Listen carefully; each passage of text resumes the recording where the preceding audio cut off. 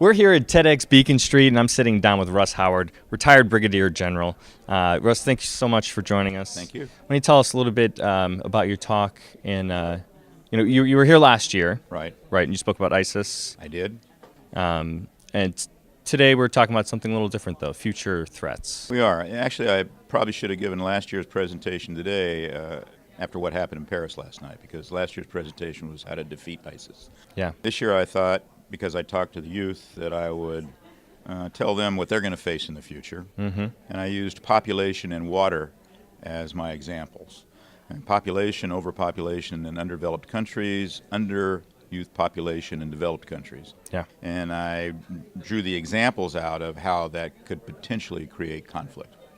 And then I used water as an example. Population will double by 2075, food production has to double, and there's no substitute for water. Yeah. You know, we used to talk about oil and declining oil, and by 2013 oil would be, well, of course that hasn't happened because we have more oil now than we know what to do with, but there were always substitutes for oil. Yes. There is no substitute for water. So water is important.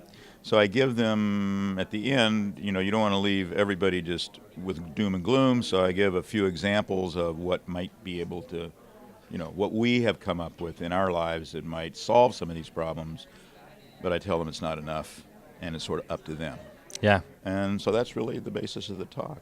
Yeah, and I think it's important to get this message, especially to kids who might have a very simplistic view of people like ISIS and terrorism in general. It's like, oh, it's just this religious thing, but letting them know that there's this more fundamental underlying issues like water and population. It seems simple, but well, and it's a very good example, because we have religious strife, we say, in Nigeria with Boko Haram and terrorism there, and they say it's religious. Truthfully, it's water use. Yeah. Muslims are animal herders, and Christians are farmers. Yep. And along the central belt of Nigeria, water is becoming more scarce, so that's creating the conflict. Water is important. Yeah. Water use is important. So that's the gist of my conversation to them. All right, great. Well, thank you so much for sitting down with us. Russ Howard, you can check out his talk at TEDxBeaconStreet.com.